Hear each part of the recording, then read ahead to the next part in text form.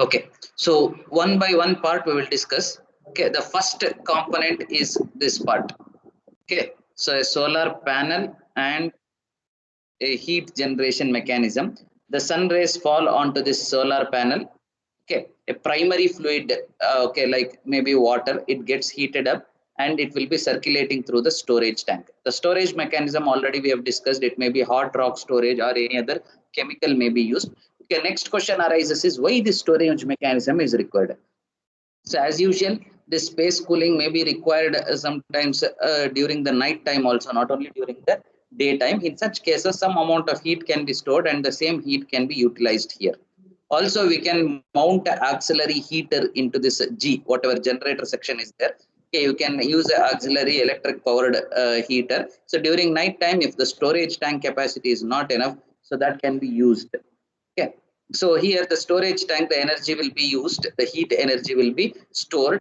Okay, the same will be taken by a secondary fluid. We call it as secondary. So here primary fluid, usually water works. Secondary fluid like butane, some chemical which can evaporate easily and carry the heat easily, that can be used. So this is the second circuit. This is the first circuit and this is the second. So this second circuit is required in order to store the energy and utilize it during the night time. Okay. So from the storage, as I told you, see here an auxiliary heater is used. During the night time, if the energy available in the storage tank is not sufficient, you can switch on this heater so that the refrigeration mechanism can work comfortably. Okay. So this from the storage tank, the secondary fluid gives the heat to the generator. Okay. So now this is the second circuit. First is the solar panel circuit, wherein energy is absorbed by the solar collector and it is passed on to water. Second is the storage and auxiliary heating circuit, and third is the actual refrigerating or air conditioning circuit, we can call it as. Okay. Now we will come to the third part of the circuit, that is the air conditioner. So here the important components are: C is the condenser, G is generator, E is the evaporator, okay, A is the absorber, and we have a pump here and a heat exchanger. So 1, 2, 3, 4, 5, 6 components are there. Okay. So this is an example of vapor absorption refrigeration. There are 6 important components. One is the condenser, evaporator, absorber, pump, heat exchanger, and the generator. See here the refrigerant used will be a mixture of a liquid and a gas. So usually lithium bromide will be used, or ammonia, water, okay, like that, right? Or sometimes hydrogen will be used instead of ammonia, like that, various, or salt solution hydrogen, like that. A combination of refrigerants will be used. Okay, we will take the example of ammonia water refrigerant here. Okay, so what happens here, we will start from this point circuit. Okay, so here the vapor ammonia enters into the condenser. Ammonia in the form of a vapor enters into the condenser. So what do you mean by condense? Okay, vapor will be completely converted to a liquid. So condensation takes place and it forms liquid. Okay, so that liquid ammonia, so this is point 2, I mentioned it as point 2.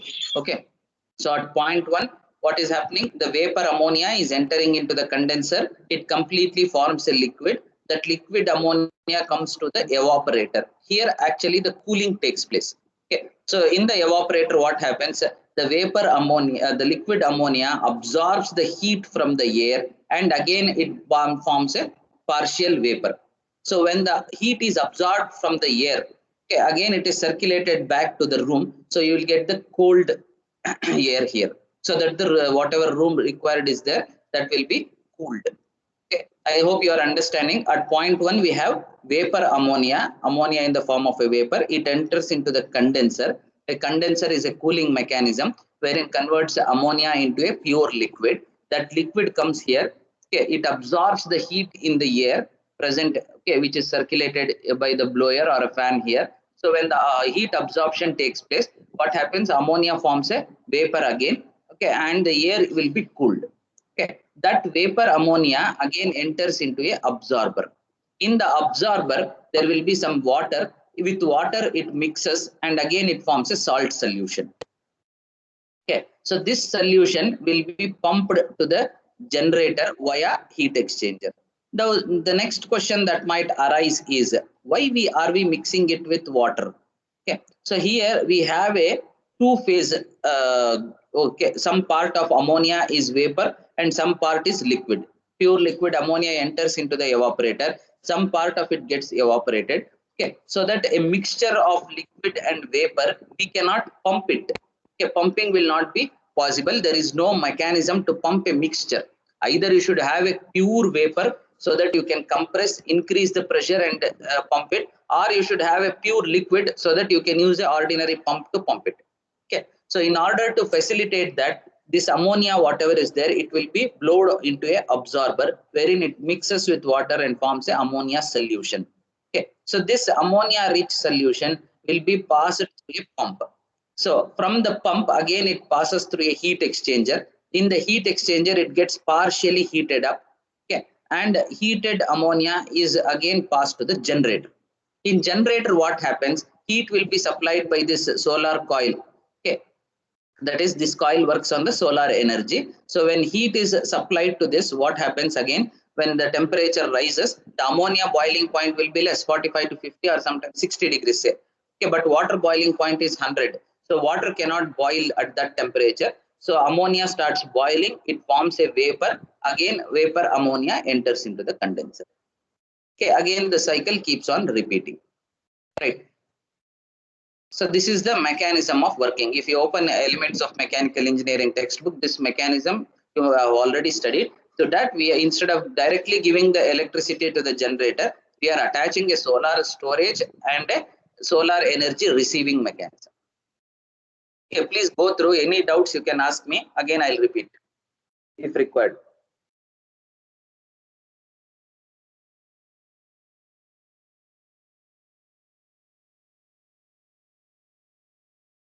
Any doubts here? So this circuit 1 and 2 easily you can explain. 3 you have to understand a little bit. Okay. So before moving forward, I'll just repeat once again the third part, that is the refrigeration cycle. Here, see, at point 1 we have vapor ammonia that enters into the condenser. It completely forms a liquid. It gets condensed. Okay. So here there will be a cooling mechanism.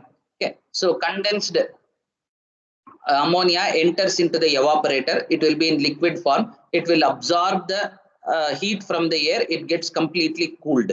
Okay, so that the whatever air enters here, it will be a hot air, say 25 to 30 degrees temperature. Okay, by the time it comes out, it may reduce to 18 or 19 degrees.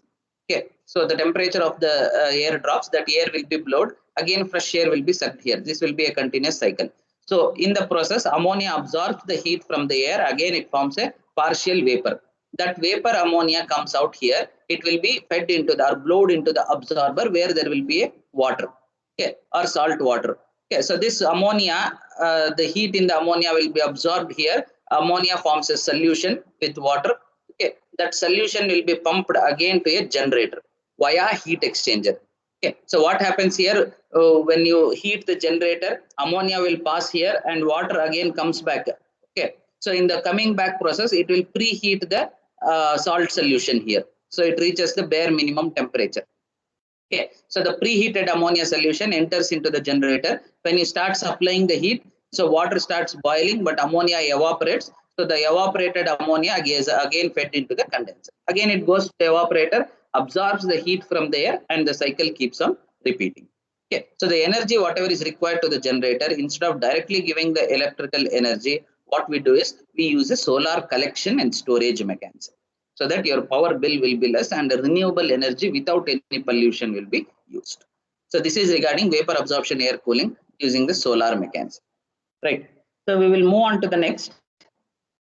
The same is explained here. I have circulated this in the Teams also. I have uploaded. Okay. Next is the solar thermal electric conversion. So how to convert? So far we have discussed certain applications wherein you can heat the air, cool the air, okay, heat the water. So such applications. Now the next advanced is converting the solar energy into electricity, so that conveniently you can store and use it for any purpose. Okay, so they are called as thermoelectric applications. Okay, the first one is the solar pond. Take down a sketch. So this circuit is very simple. Okay, regular power plant circuit we call it as. One evaporator will be there, one pump will be there, condenser. Sorry, pump is 2, condenser is 3. Okay, and cooling tower will be 4. So these are the 4 important components. So and turbine is the 5th important one. So this is a regular circuit. Okay, instead of giving coal as an input to the boiler, we give solar energy. See, this is what you can see in a TPP, thermal power plant. For example, you might have heard of Raichur thermal power plant. If you want to demonstrate the working with the help of a circuit, this part will be same. Okay, there will be a boiler. In the boiler, you will feed coal so that water will be circulated. Water forms steam. Steam will be driven in a turbine so that you will get mechanical energy. From that, you can produce the electricity with the help of a generator. Then again, that water has to be cooled in the condenser. Okay, so condenser. From the condenser, again the water will be given to the boiler. Again, it picks up. It will be a continuous circuit. Okay, the same circuit, instead of coal, we are giving solar energy as the input. See, you need some form of heat to convert water into steam. Okay, in a thermal power plant, this comes from the burning of coal. In a solar power plant, it comes by the hot water which is given out by the solar radiation. Okay, so just take down the sketch. We will explain. I will discuss in detail with you.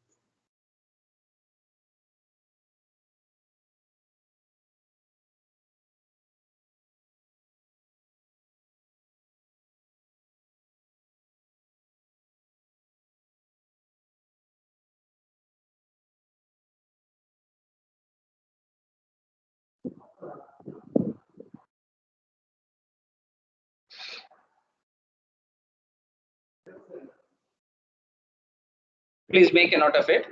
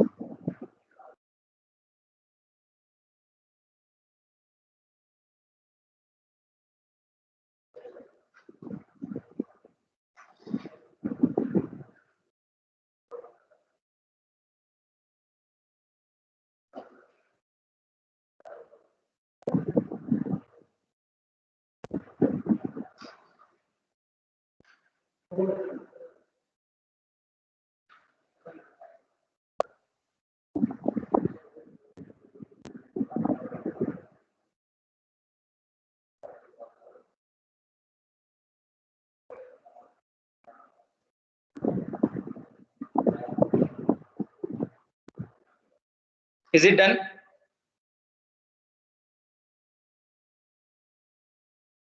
Yes, sir. Okay. So this is an example of solar thermal electric conversion. Okay, we have a solar pond here. it consists of brine. Brine is nothing but salt solution, salt water solution. Okay. So after discussing the circuit, I'll explain you why salt water solution is used instead of just using a plain water. Why this salt water solution is used. Okay. So this brine, what happens? It absorbs the solar radiation. Okay, a part of solar radiation, and this solar pond, whatever is there, the inner part will be completely coated with black color, so that whatever heat is falling to it, maximum absorption takes place. Okay, it will be a large pond wherein water reaching this pond should get heated up, plus the bottommost portion will be coated black, so that maximum heat will be taken up by the water. So that hot water will be given to a evaporator. Okay. So usually what happens, evaporator is nothing but a boiler. Okay, it will be a heat exchanger. Say for example, a simple circuit I will show you. So here the hot brine solution from the solar collector enters. So this is the say from the solar pond it is coming, hot water.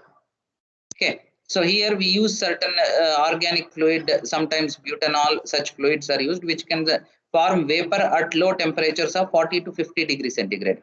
So in the solar pond, we can expect heat water to heat up to 60, 70 degrees centigrade, depending on the area which we are using. So that heat will be transferred to this butanol or whatever secondary fluid we use. So that this secondary fluid starts boiling, it forms steam. Okay. So that steam will be passed through a turbine, through a steam turbine. In elements of mechanical engineering, you have studied the working of steam turbine. What happens inside the turbine? Steam starts expanding so that the blade starts rotating, in simple words. Okay. So the steam turbine gives you the mechanical energy.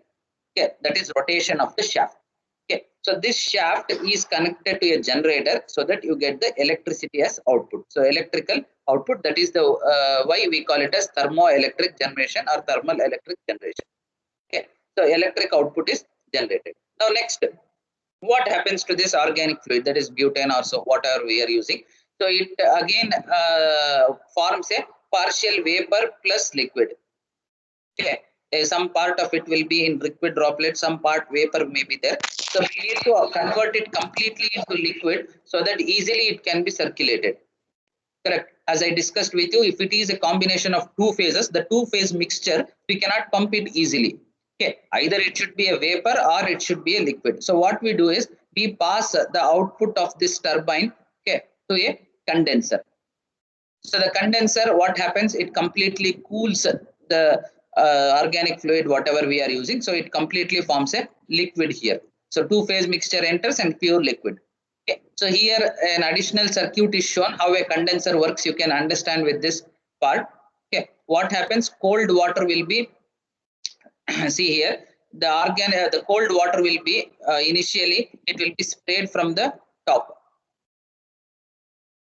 Okay. So when you visit Raichur, you can just see huge cement structures will be like there like this. Towers will be there. Number of towers you can see there. So they are all cooling towers which help in condensing the fluid. Okay. So the hot fluid whichever is coming out of the condenser will be sprayed here. Okay. So when it is sprayed from the bottom, air will be blown so that this it purely forms a liquid, so that again this liquid will be pumped back. So water will be completely circulated here, so that whenever, again similar to this, it will be a heat exchanger. Okay. So the cold water will be passed on one pipe. In the other pipe, this butane will be passed, so that butane will give up its heat, whatever is there, it gets converted to liquid. Cold water will get heated up. That heated up water can be cooled again by passing it through a condenser. Cooling tower. Okay. So the again liquid, whatever is there, organic liquid, again it is pumped back to the boiler, wherein steam is formed. Again the steam comes back to the turbine. It constantly works again and again.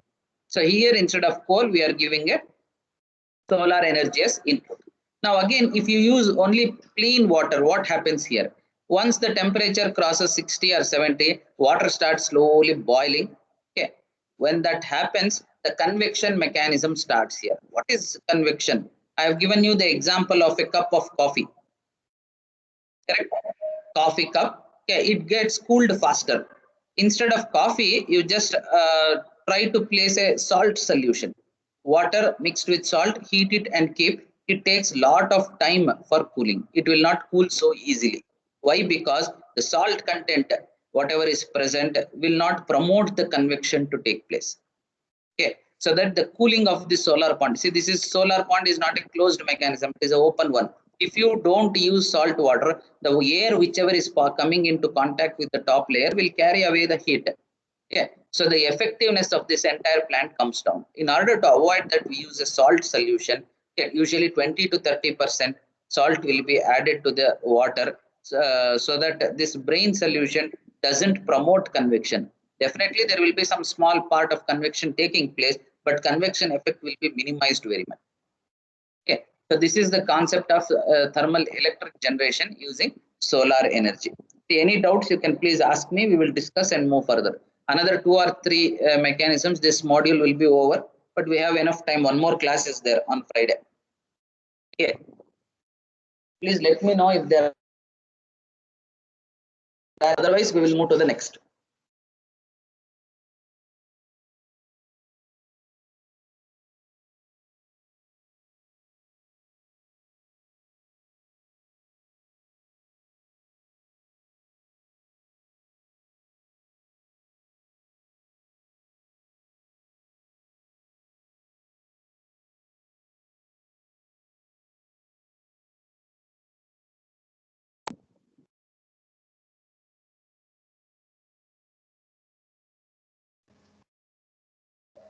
No doubt, Shall sir. we move?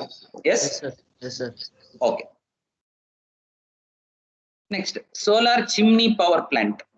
This is one more method of producing electricity, but definitely efficiency is very less. Okay, it's not very effective. Okay, but this mechanism can work.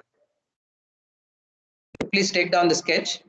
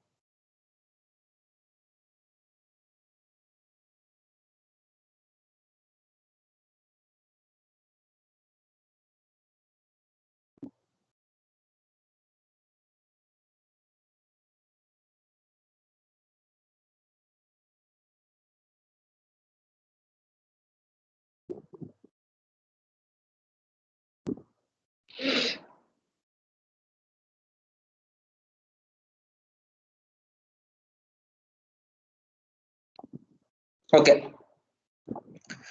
So a small air turbine is used to generate the electricity in this kind of plant, and a chimney will be used, right? So this is a solar collector which can the circular disc whatever you can see, and there will be a glazing, so that solar radiation falling onto this heats up the air. And this chimney, what happens when the air is heated up, its density will be low, so that it will be sucked through the chimney, and it will pass through to the outside atmosphere from both the directions. Okay.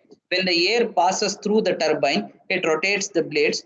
Okay. The shaft of the turbine is in turn connected to the generator, so that electricity will be produced. Okay, it's a very simple mechanism. Okay, when they keep a gap between the disc and the chimney, okay, the chimney there will be a suction always. Okay, because of its structure and design. Okay, so already the density of air will be less because of heating, so that it will be sucked and it will be thrown away. During the suction process, the turbine starts rotating and the electricity will be produced. A simple mechanism. The main issue is the efficiency will be very less. When can you expect good efficiency? When there is a closed loop mechanism. Say, for example, we discuss about space heating of buildings. Okay, when one wall you will color into black and close it with a cover, so that air whatever is there, it will be locked here and heated to maximum temperature. But this mechanism is not so. So the efficiency will be very low. Definitely, it works with a lower efficiency. Electricity will be produced, but efficiency will be low.